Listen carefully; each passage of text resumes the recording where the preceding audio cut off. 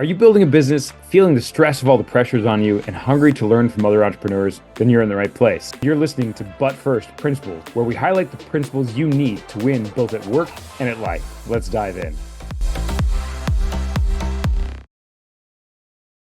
All right. Well, I'm excited to be here with James Warren of Share More Stories, and he's got a great story to tell. So I guess I'll kind of just put the ball in your court. If you just share with us, like what are you doing right now, and sort of what brought you there? Yeah. Well, thanks for having me, number one. I really appreciate the opportunity to both connect with you, Colin, and like you say, share some stories about, the journey and the experiences and what we're learning along the way. And all of that is sort of what we just said, kind of core to me and my work with our team at Share More Stories. So we are a human experience insights company, which means we research employee experience, customer experience, sometimes even community experiences. And we do that through stories. We do that through bringing people together in our platform, which is the SEEQ platform. But sometimes we've done that in groups, small groups, large groups, and just helping people explore and reflect on their own story, their own journey, right? And then we take those stories and figure out how to turn that into insight so that leaders and companies and organizations can, as we say, make those experiences better. That's really why I do this work and why our team does this work is we're passionate about creating better experiences for everyone. We kind of have this, very, very big belief that what many of us are experiencing in our products and services and companies and communities is not good enough. And it could be much better, especially if we equip leaders who are motivated to do that with the insight to do it. And so, you know, we didn't set out to do that 10 years ago when we started Share More Stories. I thought I was building an antidote to Facebook. I Oh, said, interesting. Okay.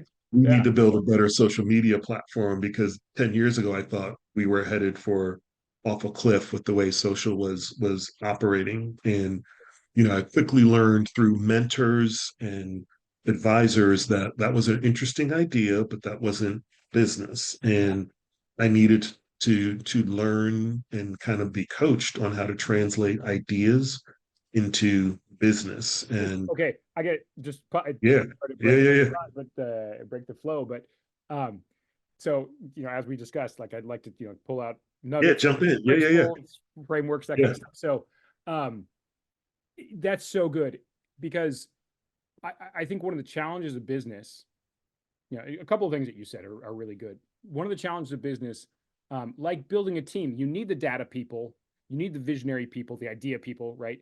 You need the just get stuff done people, right? You need the like marketing creative types too, right? And for an entrepreneur or someone, especially when you own a business, you've got to be able to ground yourself in all those different ways of thinking, Yeah. right? And so it sounds like that's really baked into what you offer your customers is stories, and maybe even kind of out of the box, getting perspectives and what's the Yeah, spin, that's kind of the creative side, right? yeah, And then you're trying to extract from that to data as well and decision, absolutely, right? So absolutely. and then you're talking about, like, well, that's a great idea. That's like the visionary thing, like I'm going to take over Facebook, right?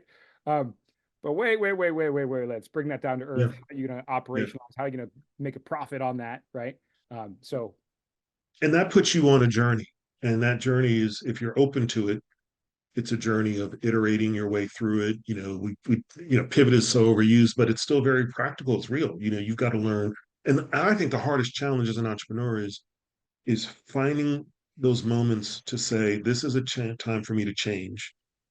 Not so much what maybe my vision is or my why, but change the approach because it's in the early stages, those things are so inextricably linked. yep. And you feel like if you're changing your approach, you're forsaking your vision, or even more, you're forsaking like your purpose or your intention. It's like, no, nope, you're just learning different ways to get closer to what you think you're supposed to be doing. Whether that's, I just want to run a restaurant in my neighborhood and retire from that, or I want to build a business that has a global impact. Either way, you're starting at the same place. You're starting at zero, and you have to figure out how to navigate those choices and how to build in a way that feels true to you. Because at the end of the day, you're the one that's got to kind of put your head on the pillow and feel good about the day you had. But also, sort of recognizing what's happening around you, the reality of like, this is a good idea, or that's not a good idea, or it's a good idea, but you're not executing it right. Or you're executing it right, but the market's not as big as you thought it was, or all these things that keep coming at you. And so I think to your point, as you're navigating that, you hit on something that I think is key. You start asking yourself, well, which of these things am I inherently good at? And which of these things am I not good at? Yeah. And what should I do about that? And I think, the a lot of people's answer is go build a team. And I think that's true sometimes.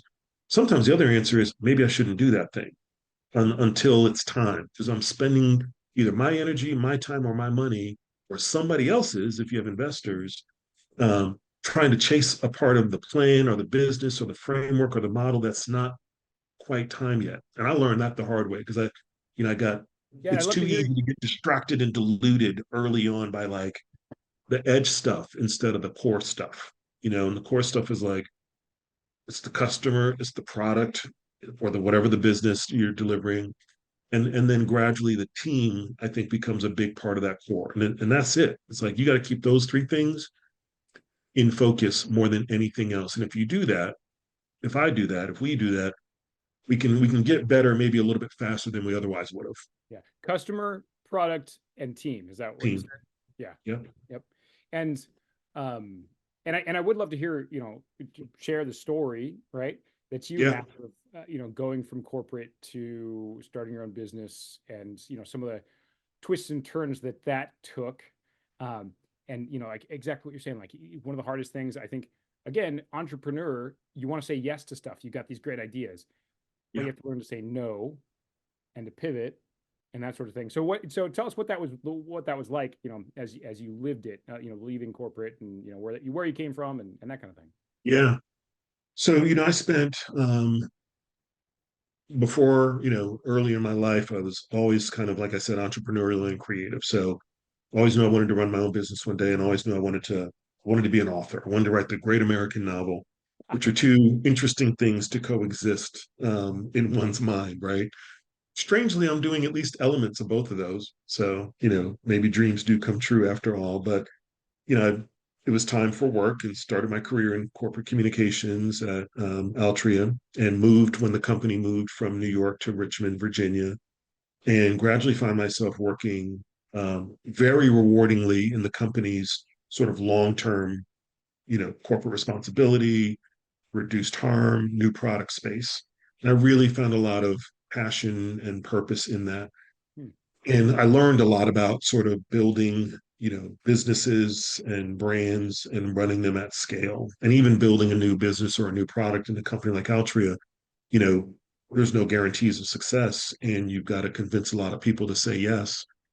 But by definition, you're convincing the company, you're pitching the company on investing in what feels like a very logical and even sometimes, slightly risky proposition, but relatively speaking, small, degrees of difference from whatever it does in its core. Sure. And when I had an opportunity and circumstances presented that opportunity for me to leave corporate and start my own entrepreneurial career, it was like, oh, okay, well, I know how to do this. I know how to build businesses because I've run businesses. I've run, teams of hundreds and, billion-dollar portfolios. I got this. Yeah. And I mean, like, reality smacked me in the face hard because, learning how to, knowing how to run things at scale is very, very different than learning how to build things.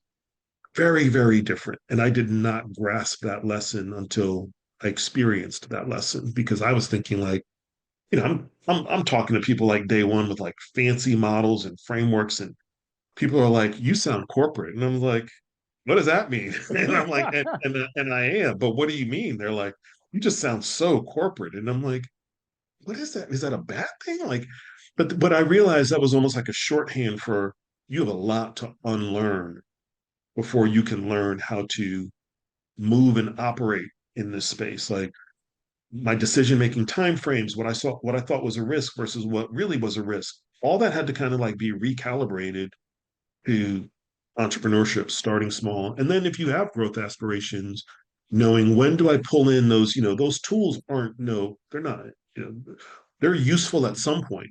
Yeah. They just weren't useful in day one, week one, month one. now they're coming into play. We're 10 years old and we're working with lots of large companies as clients. And my understanding of how large companies work is a huge advantage for us in providing products and services to those companies because we can we can better sort of manage our expectations and our sales processes, knowing what they have to go through. We can understand what our contract terms are likely to be because we've been on the other side of that. And, I'm literally selling research and insight services to people who had the kind of jobs I've had. So all of those experiences were useful, but we had to figure out when they were going to be useful and then go learn entrepreneurship from people who could teach it best. And one of those was one of my mentors and business partners. His name's Ken Johnson. And, you know, I met him because one of our advisors was like, you got to talk to somebody who can help you really learn how to build. And, there's this guy I know, his name's Ken, and he's been an entrepreneur for 25 years and he's got a lot of lessons and you should go talk to him. Hmm. I think he could help you and I think you could help him. And he had a business marketing communications firm called JMI. And I had an idea. And we sat down in his office in his conference room right here in Manchester and whiteboarded out what I was trying to do and what he was trying to do. And we didn't really know each other, but we had to trust each other based on sort of people in our mutual circle saying, y'all should work together. Hmm. And that led to an incredible, sometimes very challenging, but very, very enriching relationship where he's become my mentor, he's become a business partner. I've helped him build his agency, JMI, Mm-hmm. leading their brand communications groups, and he's helped me build Share More Stories. And that's I talk to other entrepreneurs and like, wait, you did what? Because I thought at times this was like, you know, almost an arrangement out of desperation, and they were like, that's amazing. Like Yeah. you were able to build your business with the support of another entrepreneur who's got a business that you can help him with. Like that's almost like another level of collaboration and mutual support that doesn't seem to exist that Yeah. much. I mean, So I then know I from started, experience. it was kind of cool. No, that's very cool. I mean, I know from experience, having tried a couple things, and also, from a lot. I interact with a lot of business people, so like partnerships are hard to Very get. hard. They're very hard to get right. So actually, I want to zoom in on that for a Yeah, minute. let's. That moment when you're, or that, like that whatever couple hours that you probably spent like whiteboarding and stuff. By the way, I love whiteboards. Thanks be to God for whiteboards. But because I've got all these ideas, right?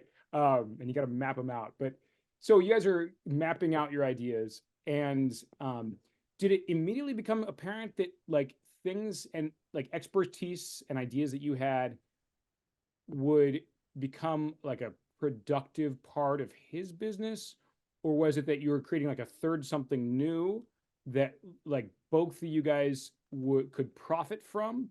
Like what was it that became apparent that made moving forward together worthwhile? Yeah, that's a great question. Um, in true partnership frame, you got to think about what's in it for both of us. Right. And I tend to think about that in a more sort of positive sense. What can we do for each other, with each other, and what could we create that we otherwise wouldn't be able to do on our own, right? Yeah. So it's not just like 1 + 1 = 2. It's how do we get to 1 + 1 = 4? What can we do together that we could not do by ourselves?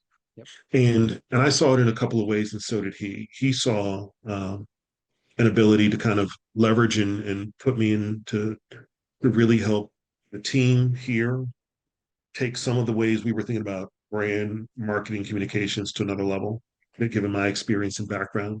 Mhm. And I saw in his experience just, you know, lessons that I could learn and maybe not have to learn them all the hard way. There's still certain lessons you got to experience yourself. There's no way around it. And he and I joke and sometimes argue about that because he's he's a passionate leader and he cares a lot about his teams, his partners.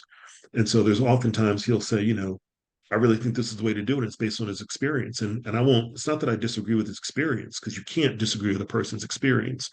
It's that I may be coming at it from a different context. And so we just saw in each other a very, it was almost a leap of faith because if you wrote it up on paper, you'd say, it probably doesn't make a ton of sense. Two big personalities, two different businesses, you're going to be partners, but you're not merging. Like, what does that look like? And You're going to build these two businesses together, but they're going to remain separate entities. What does Okay, that so look there's two like? separate entities. Okay, interesting. Yeah, two Interesting. separate entities. And it would have been very, on paper, very complex if we made it complex. But we learned very quickly to focus on building our relationship. So building trust, being honest. I've learned the skill of being a more direct communicator from him because he is a extremely direct and transparent communicator. And I've learned the importance of that in business from him. I don't want to give all of his secrets away, but one that struck me as a personal life lesson early. He said, James, there's a 1090 rule. And he said, that means 10% of the time you got to have a tough conversation with people so that the other 90% goes well. And he goes, don't shy away from those 10% times when they come up. Just face them, deal with them. It could be a dispute with a vendor or a client or a teammate or a partner. It could be things not working out. You just got to face it. I learned that from him in the early days, and it changed the way I approached sometimes negotiations and sometimes conversations that were challenging and tough. And so it's been really a relationship of mutual benefit because we learn a lot from each other. I'm moving into spaces that are technology enabled and AI based, but still like rooted in the most basic human tradition of storytelling. And he's a visionary leader that looks for what's next in the world of brands and community and culture. So big picture, it's very harmonious. Little picture, there was a lot of like, how do we fit our personalities and styles together? But I think that big picture alignment and both being committed to building a trust-based relationship made it work. Man, so interesting thing. Some of my background, like I've actually worked with like counseling couples. Some of I worked in church ministry, and the first Yeah, place people go when they're in trouble is their local church, right? Because you don't have to pay a yeah, psychologist, right? It's just a. So what you just said, I mean, it's and I actually bring this into the coaching that I do with teams. Um, the commitment to the relationship, yes, and that really does stand above the particular, like if you focus on problem solving, yes, you focus on the problems, you focus on the issues, it feels like hell, and yeah, it's miserable. But if you focus on the relationship and you, yes, okay, we're going to find a way to make this work, yes, game changer, right? So it's interesting that's how you yeah. frame it, in terms of the. Well, so this is great because this dovetails into another element, which is part of what I really believe deeply.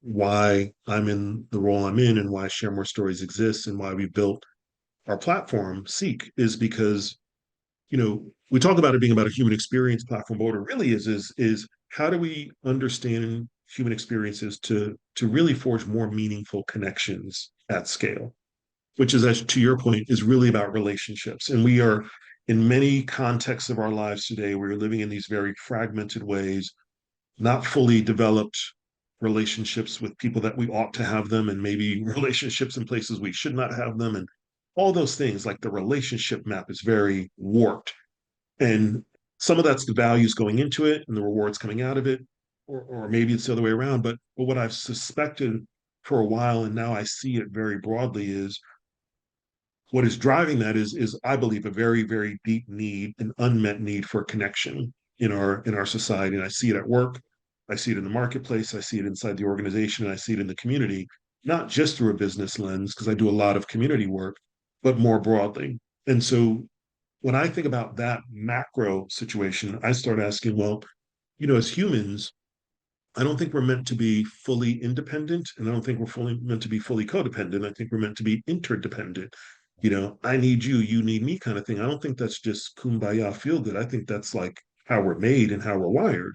Like And so survival, even like it's like survival in the most nitty gritty literal sense. daily. Yeah, right. Yeah. And then it's also thriving. It's not just like, oh, I don't want to, I don't want to get eaten alive over here. It's also like, oh, maybe we can make something better if we do it together. Yes. And I think Yes. that's true for our community, for our region, for our country, and for our world. Is like we could make better things if we do them together. And so I think the connection piece for me is very important. And I see so many disconnected companies, teams, communities, organizations, and brands. Like the brand is like not even connected within itself. It doesn't make sense to the people who it depends on, and the relationship is transactional. And so, we're kind of on a mission to say there's a different way for us to, really think about what do the people in my charge need for them to really be more connected, feel like they're enjoying and getting the most out of this experience, either as my customer or as my teammate, my team member. And doing that for our customers and clients brings me a lot of joy because with that as our intention, we start asking different questions. Mm. And it's back to your point, like if you're counseling the couple, right, by elevating what plane are we playing on? Yeah. It changes the questions you ask. Yeah. If we want to figure out how to solve the problem, we ask questions just about the problem. Yep. If we want to figure out like, well, what are your hopes and dreams and what are you really trying to achieve? Well, then it changes the conversation. And sometimes the problems on their own fade away because you realize this is not the most important thing. Or sometimes it puts the problem in a very different light and you could solve it in a way you couldn't when the problem was the whole context. That's hard. Yeah, man. Oh gosh, there's a lot of good stuff there. So I'm gonna have to hold myself back, like seriously, because there's so many things I would love to continue talking about there and tease out. But I guess for the purpose of this, podcast, Yes. right? Again, I kind of want to zoom in a little bit and something. So that was sort of the foundation that focused on the relationship and making it work. Now, you said you had a lot of lessons to learn as someone who's now starting a business, building a business from scratch, more or less. Although this partnership's awesome, right? And I'll start with a broad question, but let's see if we can maybe hone in a little bit. What were some of the even kind of nitty gritty detail? I mean, not too detailed, but what were the first principles? Get down to first principles. What are the core things? And you mentioned customers, product, and team. What were some of the core things that you focused on that allowed you to be profitable, to create a company that actually does generate profit? Because at the end of the day, this is one of the frameworks that I use. It's real basic, real simple. There's two rules in business, right? The first rule, and this is important, is have an impact, make an impact. Yes. Second rule is you have to make money doing it. It has to be profitable, right? Because otherwise, you're either, if you're just making impact, that's a charity, right? If you're just making a profit, that's a scam. So it's really I something. love that. Yeah. We So tell us, how did you make it profitable, basically, right? Yeah, we crack a joke like sometimes when things seem like they're getting a little out of focus, we say, remember, we're not a nonprofit. Right. Right. Really, Yeah. For a lot we of people who really not intend well. Yeah. and not because I do a lot of my community work with and through nonprofits. So to me, they both have a role to play. Yeah. But I also feel passionately that the impact that I and the team that I'm part of want to make is through the business world because it's the playing field we want to be in. Yeah. And I think there's a couple of like principles and hard lessons that have helped me think through that. One is, you know, dealing with the struggles, and this gets back to like what kind of business are you trying to build, right? So dealing with how are you going to fund your business? What is your capital approach? And there's hey, I've got sweat equity, which only takes you so far.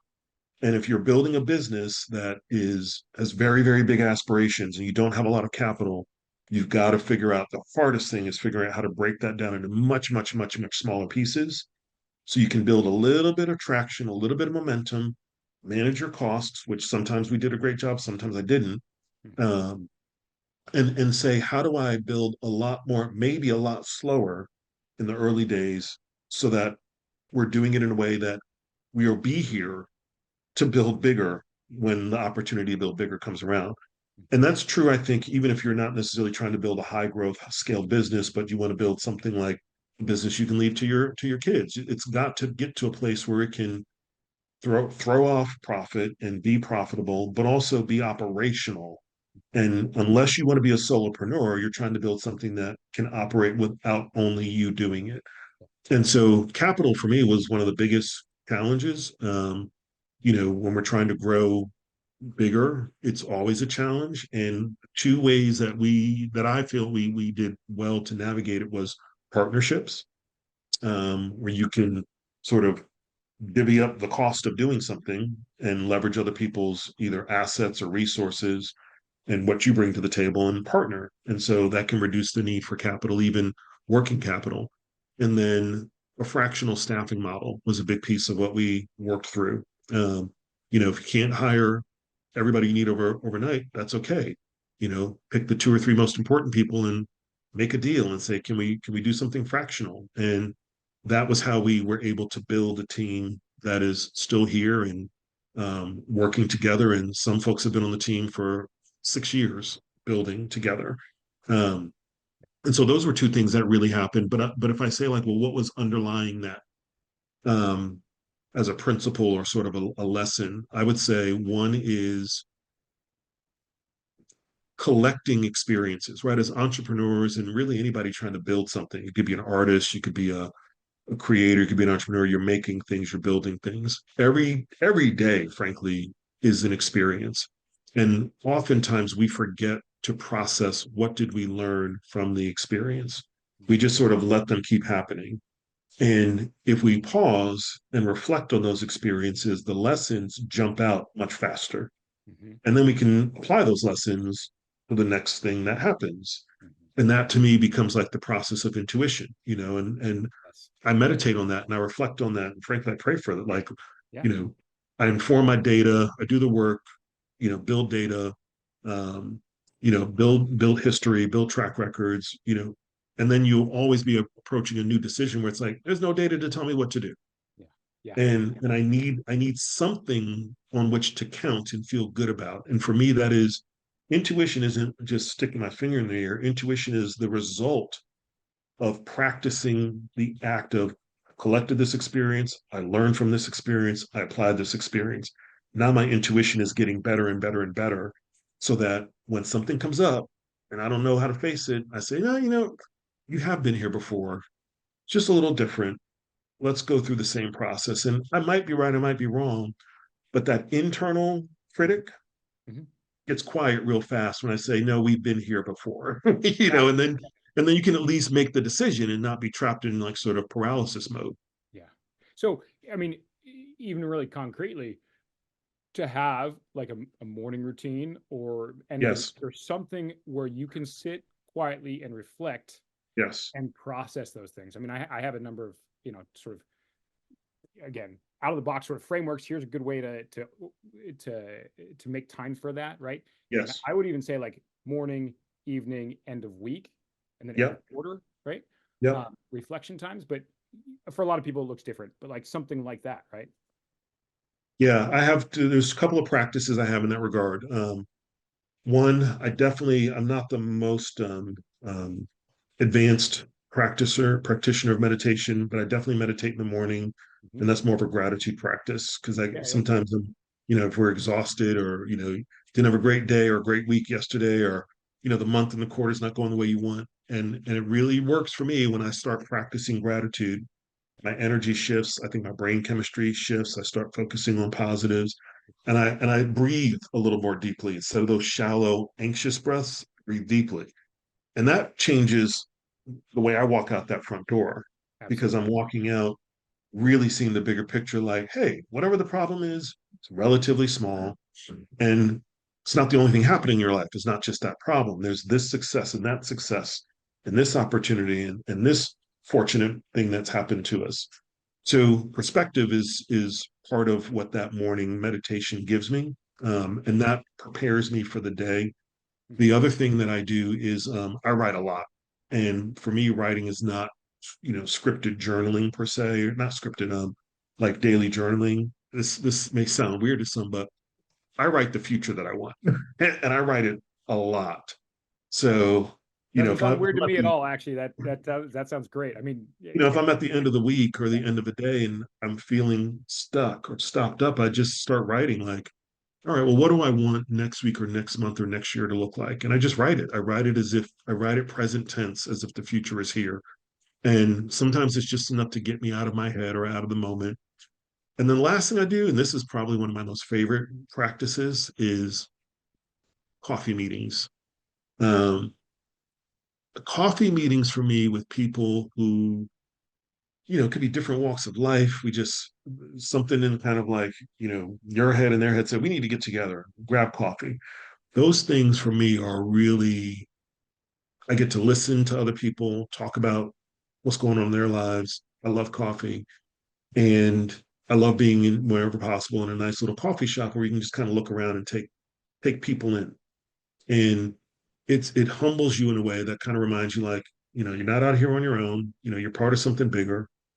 It connects me to other people. Yeah. And I get in these conversations like just inspiration, like flying off the walls, like, oh, wow, I hadn't thought about it that way, or I hadn't connected those dots. So for me, the coffee meeting, even if I only do like one a week, it is very much the refuel. It's far less about the caffeine fuel in my body, and it's more about the conversation fuel in my mind. And in some cases, like my soul, on like, what should I be really thinking about right now, and how should I be approaching this situation? And so those are the things that I really do: is that meditation, the writing and reflection, and the coffee meetings Yeah. really get me, to and through the week, and usually coming out of the week in a pretty good place. Yeah. No, man. And like I said just a few minutes ago, I would love to tease out a whole bunch of things there, and all kinds of, there's some good stuff there. For the sake of our context, kind of got to start to steer towards the end, right? Just a couple more minutes. Basically, I have two questions for you. So, briefly, what would you say was like the toughest moment that you were able to get through? And like, what did that look like, and what got you through it? Wow. There's a lot. Yeah, right. I mean, Um, that's part of the entrepreneurial journey. There's a whole bunch. So just choose any, like, it doesn't have to be like the dark, yeah. I right? mean, Yeah. Okay. still for me, the toughest moment is when you've invested a lot of your time, energy into like maybe a big deal, a big pitch, and you're really, those times you can never count it till it's done. But those times when you think like you're 99%. And, fortunately, I've never really like, I've never been the person like, oh, we're 99%, let's go buy this. Like, that's not the way it works. But that 99% lets you hope for something. You're like, okay, this is great. We're about to do this. And then it doesn't happen. And early in the journey of Share More Stories, like year one, you know, we were pitching to I'll just say, one of the largest consumer packaged goods companies in the world. And we had their senior VP of insights saying, this is great. I want to do this. Let's move forward. I'm just like, Yeah. one of my Right. partners is like, I can't believe your first Ah, customer is about to be oh, this the company. first one's the big one. Yeah. Okay. Right. And Right. I'm like, I can't either. It's like you go out fishing, and you bring in like marlin, and you're like, I don't even know what I'm doing. And you know, the person left the company when the contract was almost signed and purchasing. And their replacement had zero of the passion. I mean, we were such an early concept idea, and they were a visionary thinker, and they were like, this is the future of consumer research. Yeah. And none of the people that they worked with saw it that way. And the minute they left, it died. And I mean, we were like, the contract was in final routing. I mean, like DocuSign stage. And that was the first of a number of what I originally thought were soul crushing defeats, then mildly crushing defeats. Now I learned it's just the process of business. But the first two were like, I mean, they made me question everything. Yeah. And, you know, the people who helped me get through it, my wife, my kids, my partner, Ken, and one of my other partners at the time, David, he's still a partner. Those were the guys, and those were the people who helped me realize that's all right. Don't worry about it. There'll be others. And I'm like, others. I had so many hopes riding on that, and they're like, if that's all we were hoping for, that's not what we want anyway. It's gonna be fine. And sometimes, the lesson for me in that is you need people who are in your corner. When people used to say, "I believe in you, James," um, I'm not buying into or investing in this company. I'm buying into you, and I'd be like, I don't want that. I want you to believe this. And it took me a long time when they kept saying, no, I believe in you. I'm like, well, what does that mean?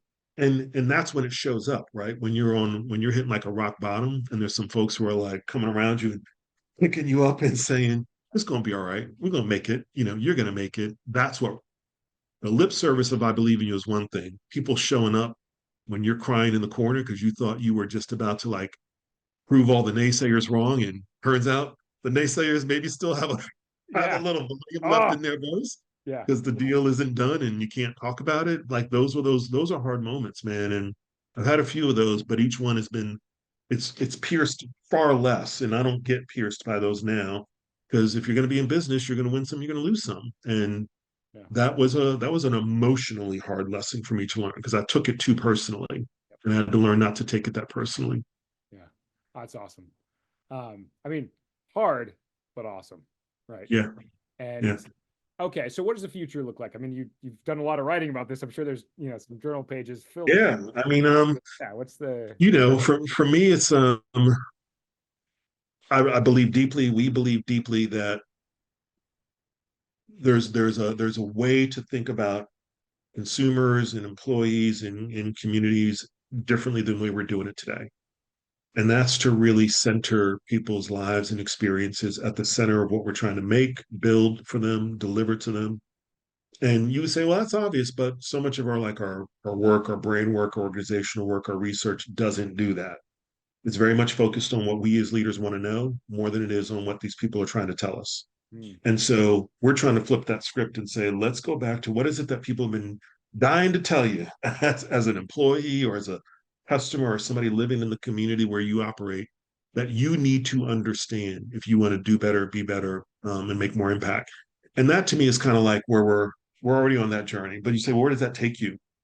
And to me, ultimately, that's a journey that disrupts the way we learn, as organizations. That's the way that disrupts the way we think about insights and research and what organizations bring in to their decision making processes, the way they operate. And so, that's empathy at scale for me. That's connection at I like scale. that. Empathy at scale. And Yeah. that's what that's about. And that's the journey we're on. That's the vision we're on. Is really changing consumer experience research, changing and re-innovating the way we think about research and learning in general, and ultimately driving more empathy and connection through business. That's what I see as the path. Yeah. And I don't know how long that'll take, and I don't know if I'll be the one to carry that water all the way to the end. But I think the next 10 years is really so much time and money is being invested in customer experience and now employee experience is seeing more investment. I think we are finally at the right place at the right time to be a worthy and necessary and valuable solution as companies are trying to figure out how do we do it. Because they've spent a lot of money on the platforms on like, we got a CX platform, we've got an EX platform, and now they're coming to us and saying, we see what's wrong, but we don't know why it's wrong. And that's where these stories become a really, really powerful answer to that question. So it's exciting. And it's taken, back to the beginning of this conversation. If you can't stick around long enough, if you're trying to build something that you think is disruptive or you think is unique, which is great, you've also got to find a way to like hang around long enough for that opportunity to be realized. And that means you got to try, fail, learn, try, fail again, and reduce that cycle time, operate in a way that can sort of sustain itself, whether that's partnerships, teammates, whatever it takes, Hmm.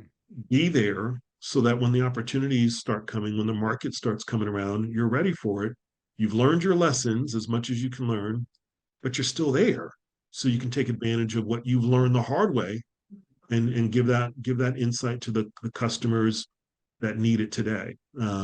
That's the joy of it right now, and I feel a lot of joy that I didn't always feel, in the first few years when it was like, oh God, what are we doing? Why are we Yeah. doing this? No, that's fantastic. And I can hear like you're a real visionary at heart in the sense of like you really like you want to have a global impact, but you also want to have an impact close to home. There's One person at a time, one story at a time. That's yeah, what you have to do. yeah, Because it goes back to that basic human connection. I tell anybody when you're trying to figure out what should I do in the situation, and you can't find the script, boil it down to two human beings having a conversation. What would you want to do in that conversation? What would you want them to do with you and say to you? That's your answer. Throw the textbook out if it's not helping you, and just pretend it's two people having a conversation. You'll figure it out. yeah. Well, this is a great conversation between two people, and Yeah, man, this is having this is awesome. this is good. So yeah, Given our relative proximity, you're next on my coffee list. We got to find some time to grab coffee. yeah, for sure. I would love that. So, um, I, who, where can people find you, and who is it that you would love to connect with? Oh, thank you for that question. People can find our company at sharemorestories.com. Okay. Um, sharemorestories.com. It's all one word. And if people are more specifically interested in our research, they can just go to SEEQplatform.com. SEEQ is SEEQ platform.com. And that stands for stories to engage, explore, and question, right? Which is a lot of what we've been talking about. So that's probably the best place to people to go if they want to reach me directly. Just drop me an email at either james@sharemorestories.com or hit me up on LinkedIn. I love spending time on LinkedIn. It's a good place for me to connect with folks. And who would I love to connect with? I would love to connect with um, leaders, either in businesses or large organizations, who are very, very motivated to create better experiences for their teams, for their customers and their communities. Because that's the fellowship I want to be in. That's the circle of practice I'm in. There's a lot we can learn from each other. There's a lot we can co-create together. And, if you surround yourself with those people, it accelerates what you're trying to build. Yeah. Amen. That's fantastic, brother. So great. I mean, this has been really enjoyable for me, and I'm sure that lots of people are going to appreciate the conversation. So thanks for having it. And yeah, I hope lots of people reach out. SEEQplatform.com and Yep. sharemorestories.com, right? Yep. Cool, man. Good. Awesome.